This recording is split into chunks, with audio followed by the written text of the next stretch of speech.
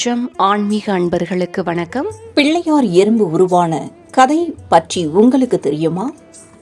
விநாயகருக்கு விருப்பமான பல பொருட்கள் இருந்தாலும் அவைகள் எதையும் விநாயகர் பெயரால் குறிப்பிடுவது கிடையாது. ஆனால் கருப்பு நிற எறும்பை பிள்ளையார் எறும்பு என்று குறிப்பிடுகிறோம். பிள்ளையாருக்கும் எறும்பிற்கும் என்ன தொடர்பு? பிள்ளையார் எறும்பு உருவாக என்ன காரணம்? அதன் கதை என்ன என்பதை தெரிந்து கொள்வோம் வாருங்கள். சங்கடகர சதுர்த்தி உருவானதற்கும் பிள்ளையார் எறும்பிற்கும் தொடர்பு இருப்பதாக சொல்லப்படுகிறது. உலகில் உள்ள அனைத்து உயிர்களுக்கும் படியளப்பவர் பரமேஸ்வரன். இது தெரிந்தாலும் பார்வதி தேவிக்கு இந்த தொழிலை ஈசன் சரிவர கவனிக்கிறாரா என்றொரு சந்தேகம் உண்டு. அதற்கு தீர்வு காண நினைத்தாள் பார்வதி. சிறு பாத்திரம் ஒன்றை எடுத்து வந்து அதற்குள் கருப்பு எறும்புகள் சிலவற்றை பிடித்து போட்டு மூடிவிட்டாள். இந்த எறும்புகளுக்கு ஈசன் எப்படி உணவளிக்கிறார் பார்க்கலாம் என்பது அவளுடைய எண்ணமாக இருந்துள்ளது. மறுநாள், சுவாமி, நேற்று எல்லா ஜீவராசிகளுக்கும் படியிழந்தீர்களா என்று ஈசனிடம் கேட்டாள். உலகநாயகி தன்னோடு விளையாடுகிறாள் என்பது ஈசனுக்கு புரியாதா என்ன? ஆனாலும் அதை வெளிக்காட்டிக் கொள்ளாமல், இதில் என்ன சந்தேகம், பாத்திரத்தில் நீ சிறை வைத்த எறும்புகளை பார்த்திருந்தால் இந்த கேள்விக்கே இடம் இருந்திருக்காது என்றார். பார்வதி தேவி ஓடோடி சென்று பாத்திரத்தை திறந்து பார்த்தாள். சுறுசுறுப்புடன் சுற்றி கொண்டிருந்தன எறும்புகள். அத்துடன் சில அன்னப்பருக்கைகளும் கிடந்தன.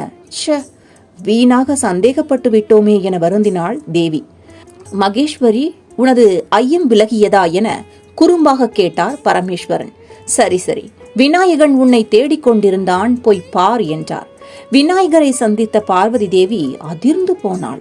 ஒட்டிய வயிறும் வாடிய முகத்துடனும் இருந்தார் கணபதி. ஏனம்மா அப்படி பார்க்கிறீர்கள்? எல்லாவற்றுக்கும் தாங்கள்தான் காரணம் என்றார் விநாயக பெருமான். என்ன சொல்கிறாய் நீ என்று படபடப்புடன் கேட்டாள் பார்வதி தேவி. அன்னையே, அகிலமாளும் நாயகனின் நித்திய தர்ம பரிபாலனத்தில் சந்தேகம் கொண்டது தாங்கள் செய்த முதல் தவறு. அடுத்தது, அப்பாவி எறும்புகளை பட்டினி போடும் விதம் சிறையிட்டது. தாயின் பழி தனையனை தானே சாரும். எனவே எறும்புகளின் பசியை நான் ஏற்றுக்கொண்டு தாங்கள் எனக்களித்த அன்னத்தை எறும்புகளுக்கு ஈட்டேன். பட்டினி கிடந்ததால் எனது வயிறு சிறுத்து போனது என விளக்கி முடித்தார் விநாயக பெருமான்.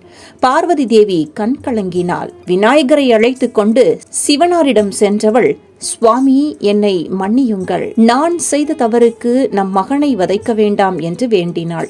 வருந்தாதே தேவி, பக்தர்கள் என்பால் வைக்கும் நம்பிக்கை சற்றும் குறைவில்லாததாக இருக்க வேண்டும். நம்பிக்கைக்கு இணையான பூஜையோ வழிபாடோ கிடையாது.